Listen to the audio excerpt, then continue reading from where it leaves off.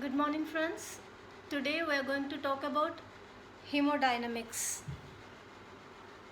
and we'll talk about hemodynamics in two parts.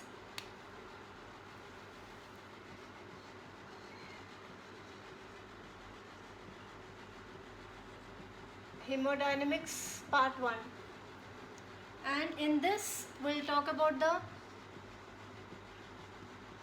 general principles of hemodynamics, general circulation, arterial system, venous system, and we'll talk about the types of blood flow, and lastly a word about peripheral resistance. So these are the topics we are going to cover in hemodynamics part 1. Now coming to the general principles. Hemodynamics is the movement of blood. Hem is blood and dynamics is movement or motion. Hemodynamics is the interaction of various physical principles that govern the circulation of blood. And there are thousands of blood vessels in our body in the circulatory system. And the blood vessels in different parts of the circulatory system have different dimensions. They have different thickness and their elasticity also varies. With all these factors will influence the flow of blood. And the blood flow is also influenced by composition of the blood and also the rheological properties of blood. Rheology is the science of deformation and flow within a material. For example, if water is flowing in the pipe, and if at all we want to change the direction of flow of water, then we'll attach another pipe and we'll change the direction. So as we have attached another pipe in a different direction, naturally the water will flow in the same direction, which is changed by change in the direction of the pipe. And this change or deformation and flow, there is deformation in the flow, and this science of deformation of flow is known as rheology. And here we are going to talk about the rheological properties of blood. So the blood circulation or the blood flow mainly depends on two factors. One is the properties of blood, that is the rheological properties, and also the diameter of the blood vessel.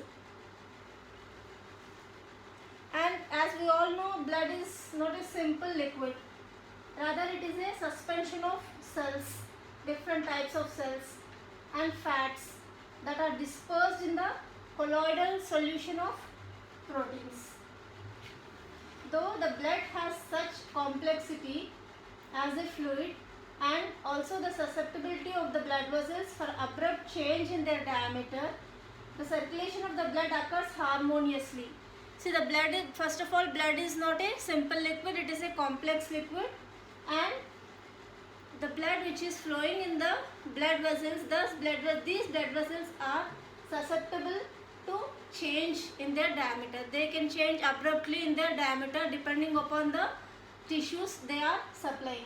Though there is complexity of the blood and also the change in the diameter of the blood vessels, in spite of all this complexity, the blood circulation occurs harmoniously. That is only because the operation of various principles of hemodynamics. So the principles of hemodynamics help in harmonious blood circulation. In spite of its complexity, the blood is flowing harmoniously only because of the operation of various principles of the hemodynamics.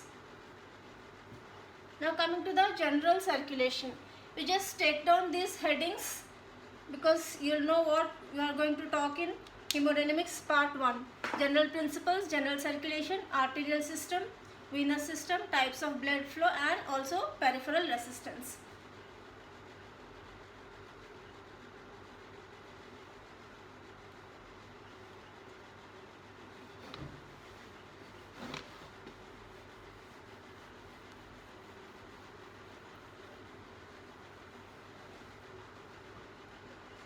Now coming to the general circulation.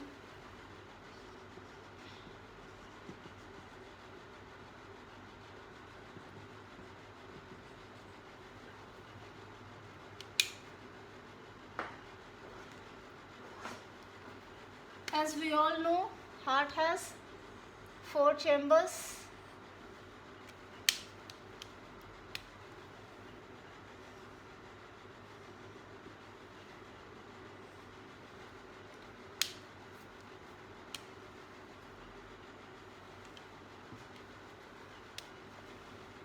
The right atrium, right ventricle, left atrium and left ventricle.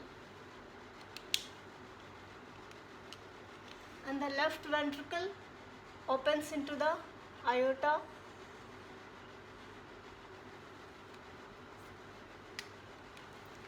and right ventricle opens into the pulmonary artery.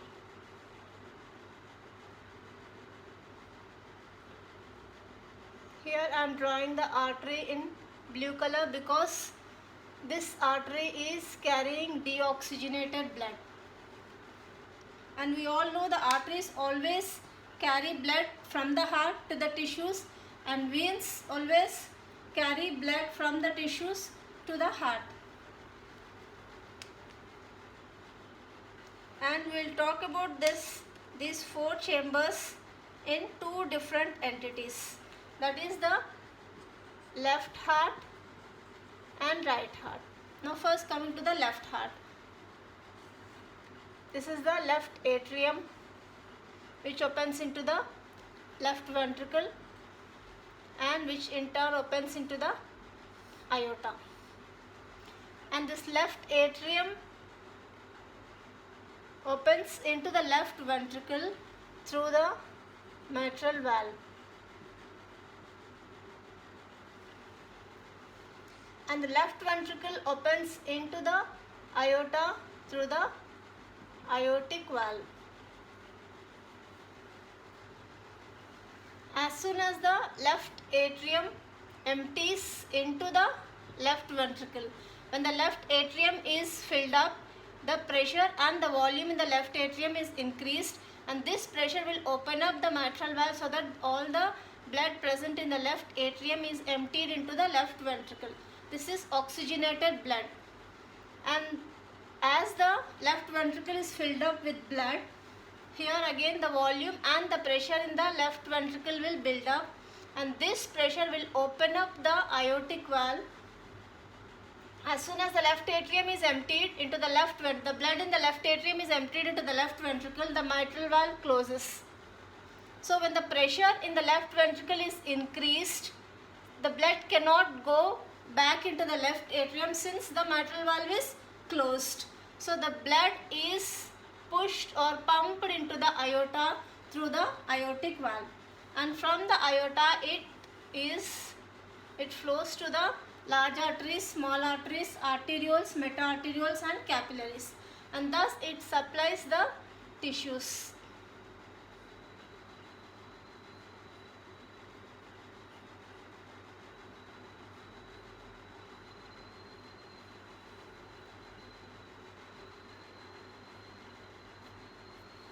And majorly it supplies the cerebrum,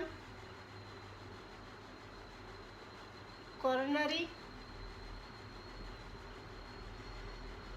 splanchnic, renal,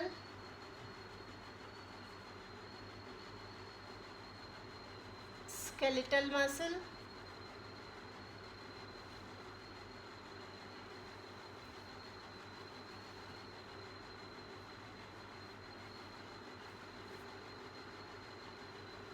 and lastly the skin. So this aorta is dividing itself into large arteries, small arteries, arterioles, meta-arterioles, and finally it ends up in capillaries.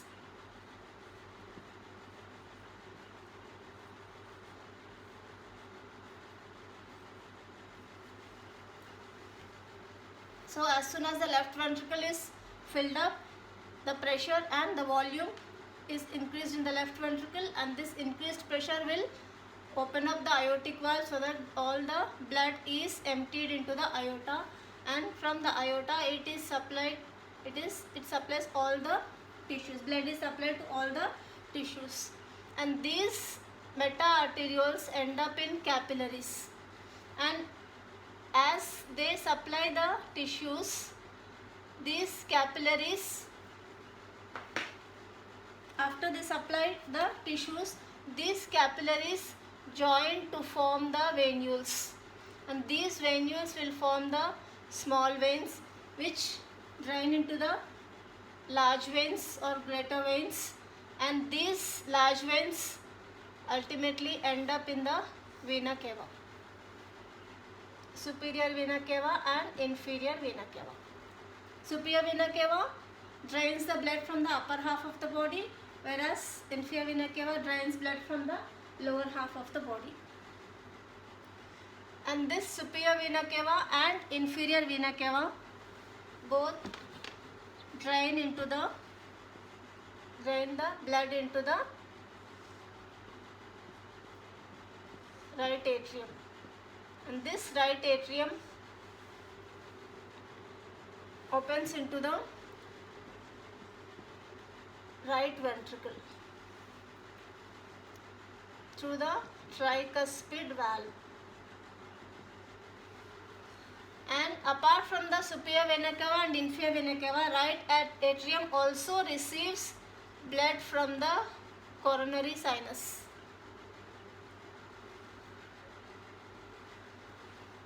As the right atrium is filled up with blood from these three sources, one is the coronary sinus, superior vena cava and inferior vena cava, the pressure and volume is built up in the right atrium, and that increased pressure will push open the tricuspid valve so that all the blood is emptied into the right ventricle.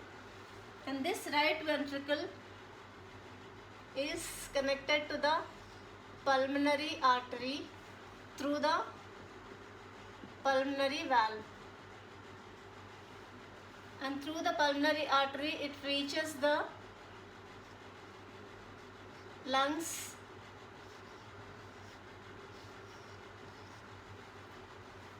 where it is oxygenated, and this oxygenated blood again enters the left atrium, and thus the circulation is carried on.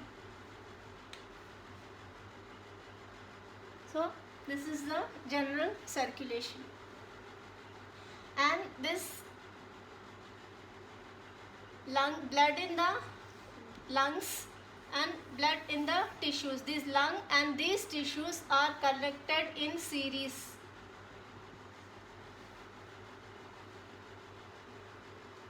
That means the amount of blood which is going to the lungs is equal to the amount of blood which is going to the tissues, whereas the tissues, cerebrum, coronary, splanchnic, renal, skeletal muscle and skin, all these tissues are connected in parallel.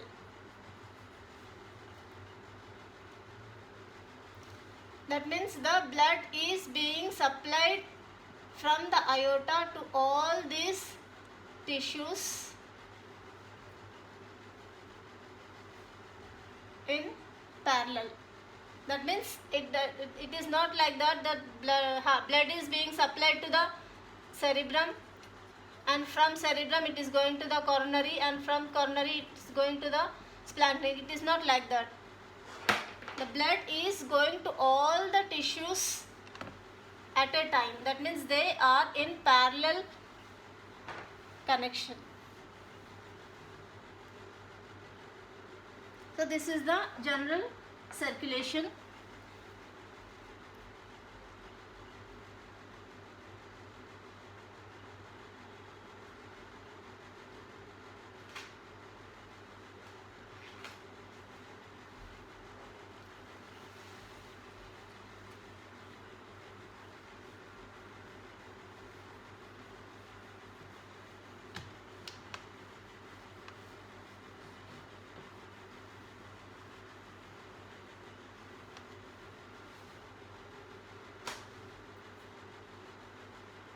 Now coming to the arterial system.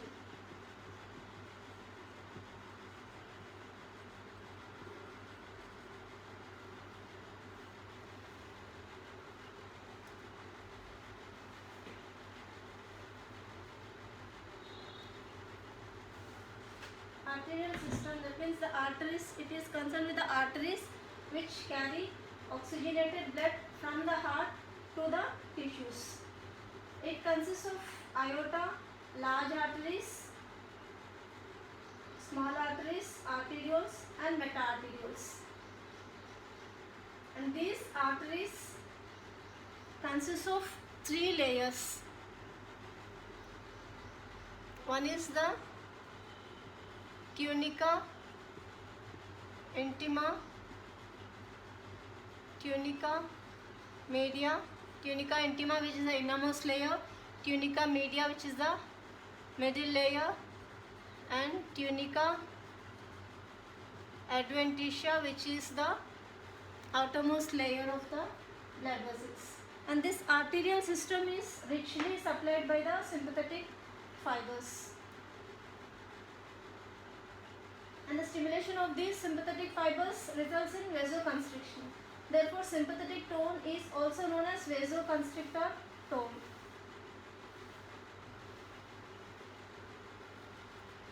And these blood vessels mainly are of 2 types. One is elastic vessels and muscular vessels. As the name implies, we can see that elastic vessels consist more of elastic component and muscular vessels consist more of muscular component. The elastic vessels are the aorta and the large arteries, which consists more of elastic component, whereas muscular vessels are small arteries, arterioles and meta-arterioles.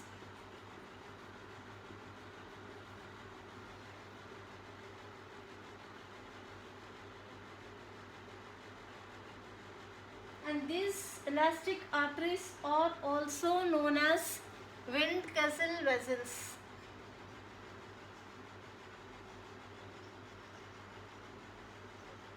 We'll talk later why these are known as Windkessel vessels.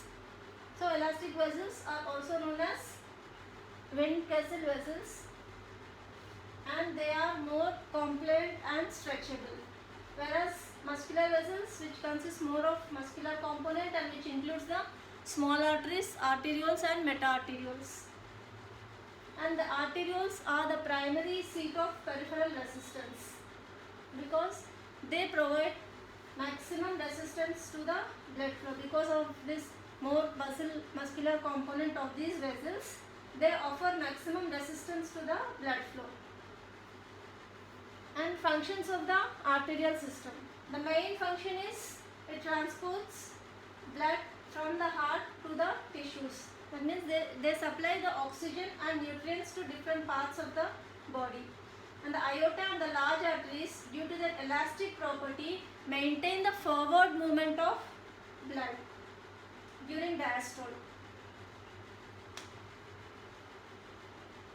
And small arteries, arterioles and meta-arterioles, they are richly innervated by the sympathetic fibers and they offer maximum resistance to the blood flow. So the functions of blood, one is it supplies oxygen and nutrients to the tissues, and because of this their elastic property, they maintain forward flow of blood during diastole.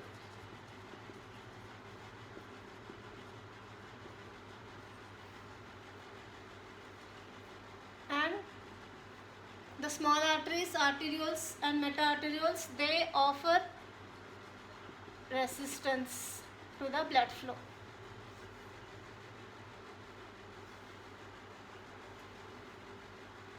And this elastic component of the aorta and the large arteries, they help to maintain the forward flow of blood during diastole. For example, this is the left ventricle, and which is connected to the aorta. During systole, the left ventricle will contract, and when the left ventricle is contracting, it is throwing all its blood, or it is pumping all its blood into the aorta. So this aorta, since it is very much elastic in nature, it will stretch to a maximum extent so that the amount of blood which is present in the left ventricle is accommodated in the aorta.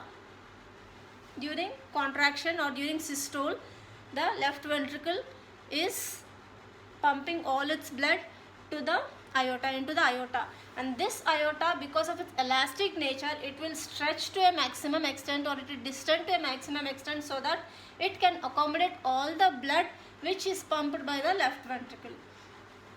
This is happening during systole. And during diastole, when the left ventricle relaxes, this aorta which was stretched or which was distended to accommodate the blood will come back to its normal position,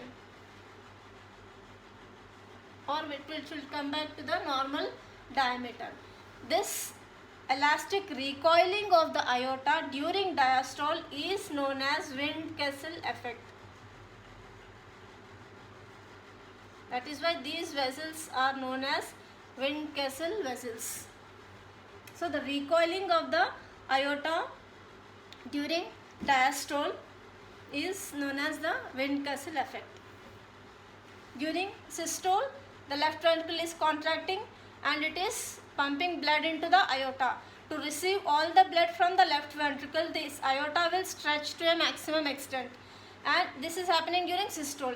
During diastole, when the left ventricle relaxes, this aorta comes back to its normal position or its normal diameter, and this recoiling during diastole is known as Windkessel effect. That is due to the elastic property of the aorta.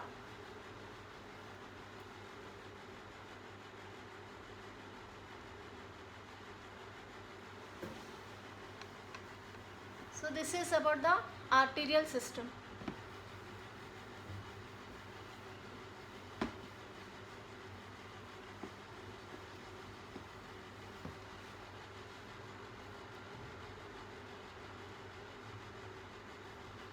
Now coming to the venous system.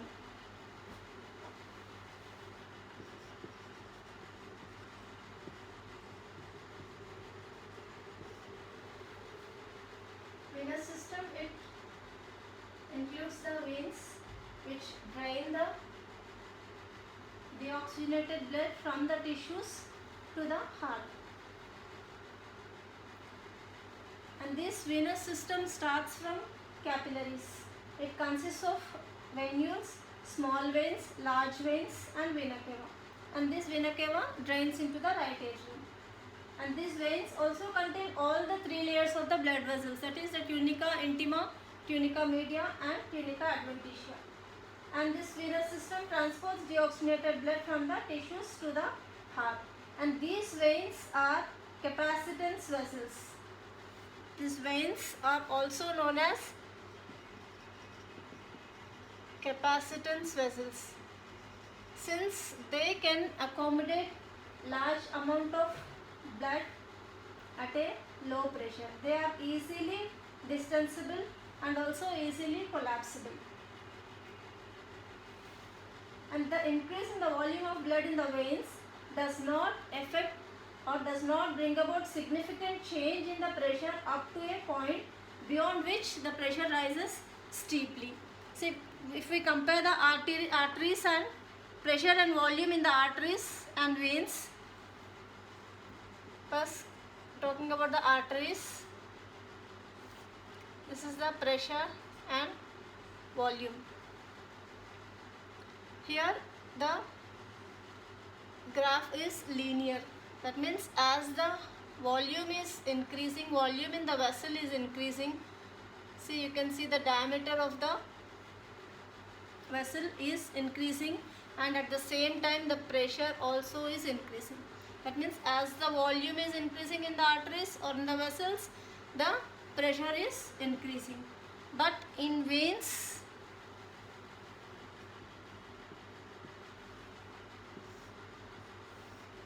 pressure and volume, these veins are collapsible.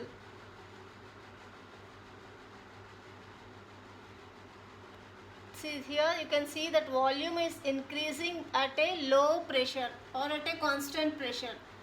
But when the volume increases up to a certain extent, the pressure rises steeply.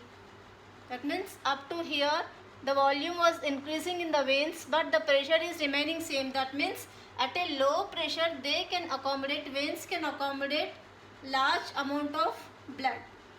When the blood volume increases up to a certain extent, then the pressure rises steeply. Whereas here in arteries you can see that as the volume is increasing, the pressure is increasing. It is a linear graph. Whereas here in veins, the volume is increasing at a very low pressure. The pressure is increasing steeply only when the volume extends up to a certain volume. If the volume is increased more, then only you will see a rise in the temperature. That means the pressure can remain low even when the volume in the veins is increasing.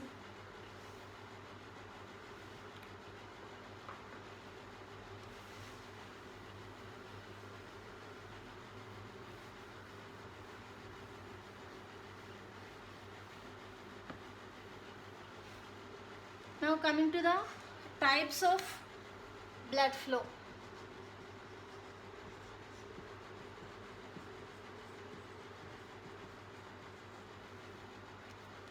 Basically there are two types of blood flow. One is the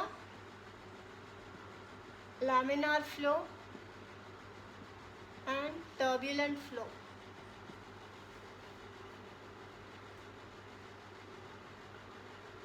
Laminar flow is the normal blood flow which occurs in the circulation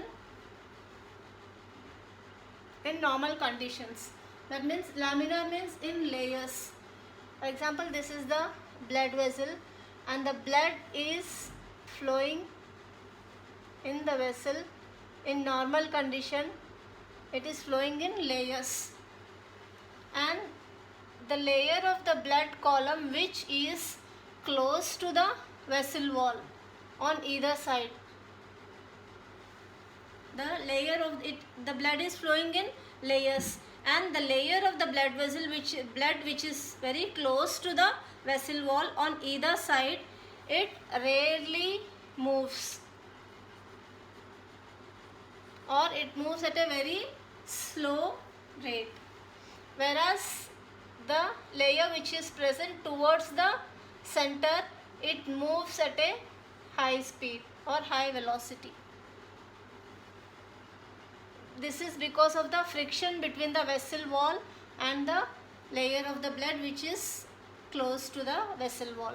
Because of this friction, it rarely moves, or it moves at a very slow rate, whereas the layer which is present at the center of the vessel, it moves at a high speed or high velocity, whereas the layer which is adjacent to it, that means which is coming closer to the vessel wall, it moves at a slower rate than the central layer, and the layer which is present adjacent to this will move at a much slower rate, and the layer which is present very close to the vessel wall, it moves at a much slower rate, or it rarely moves.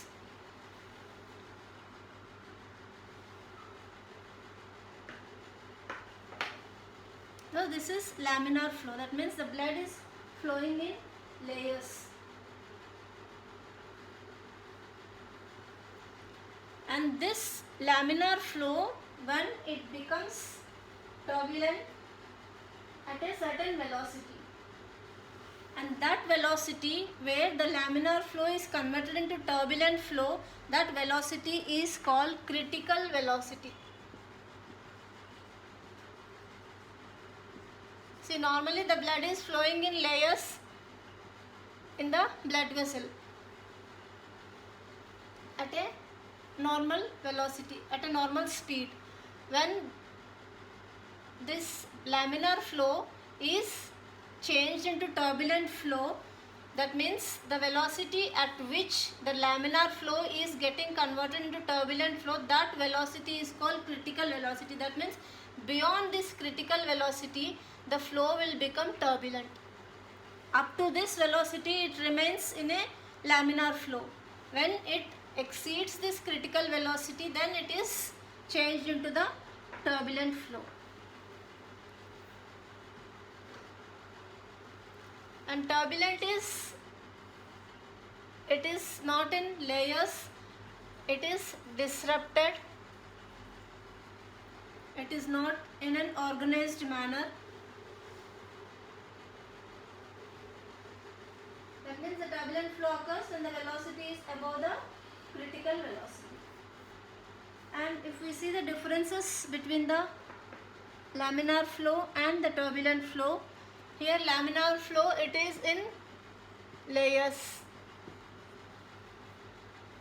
whereas it is, turbulent flow is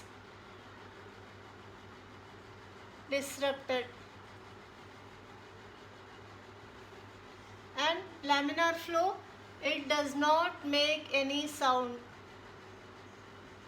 whereas turbulent flow, it makes noise or it makes sound.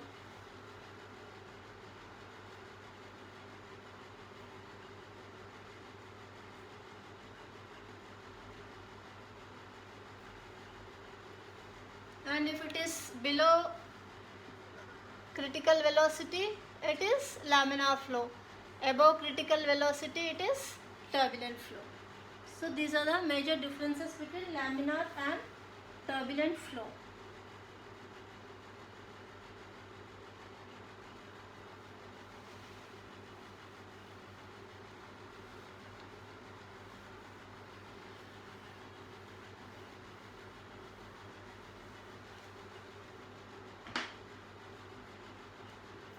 Now coming to the peripheral resistance.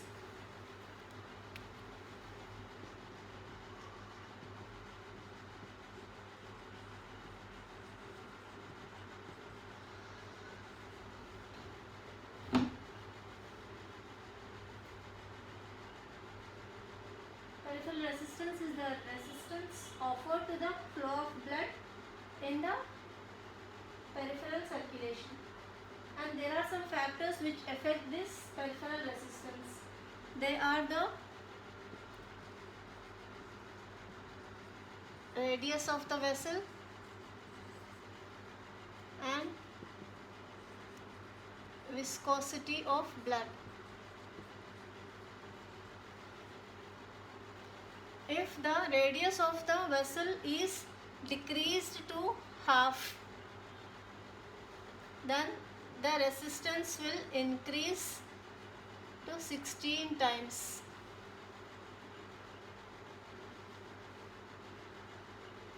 So, peripheral resistance is 1 by r to the power of 4. That means if the vessel radius is reduced to half,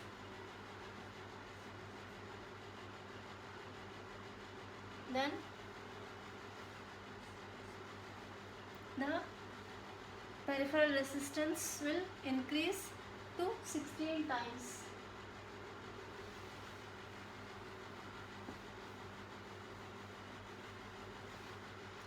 Now coming to the viscosity of blood. Viscosity is the thickness of blood, and the resistance offered due to change in the radius of the blood vessel is known as vascular hindrance. and if the resistance is changed because of change in the viscosity of blood, then that is called hematological hindrance. So if the peripheral resistance, if there is change in the peripheral resistance due to change in the radius of the vessel or diameter of the vessel, then that is vascular hindrance. If the peripheral resistance is changed due to change in the viscosity of the blood, then that is hematological hindrance. Viscosity is the thickness of blood and it depends on the hematocrit.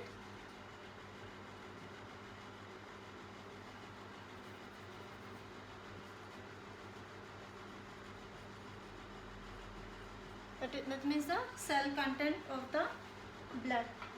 If the cell content is more, then the viscosity of the blood is increased.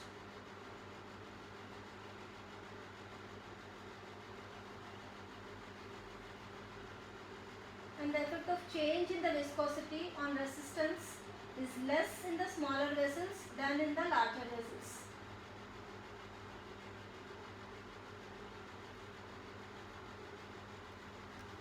So the viscosity, the viscosity which depends upon the hematocrit, and the resistance offered due to change in the viscosities is more in the larger arteries than in the smaller arteries, because when the blood is flowing in the vessel,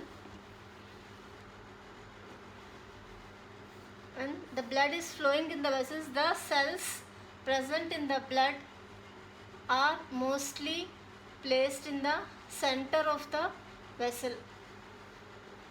So if this vessel is getting divided into smaller arteries or arterioles, then the blood which will flow into these smaller arteries will have more of plasma than the cell content present in the large arteries. So cell content present in the large arteries is less or is more when compared to the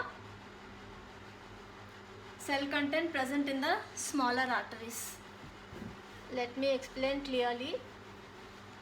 See, this is the blood vessel and the blood is flowing in the vessel.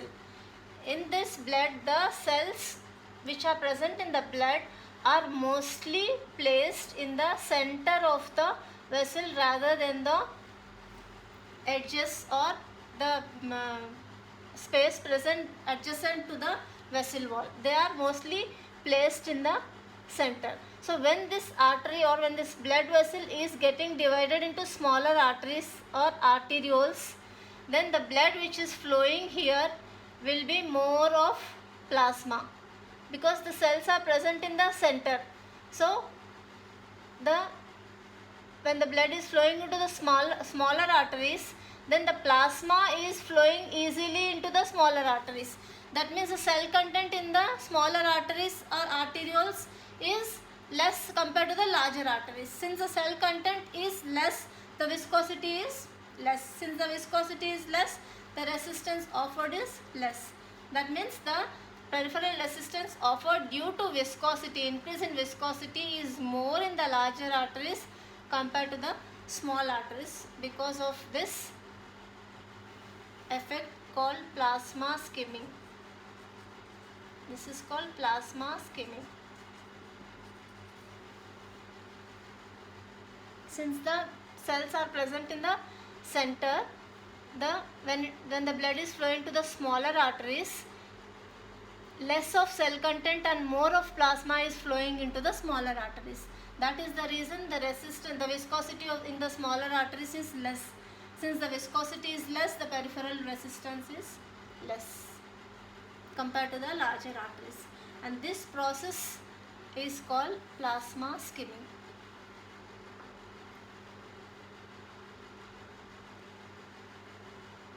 And this viscosity is also affected by the temperature. Increase in the temperature will decrease the viscosity, and decrease in temperature will increase the viscosity.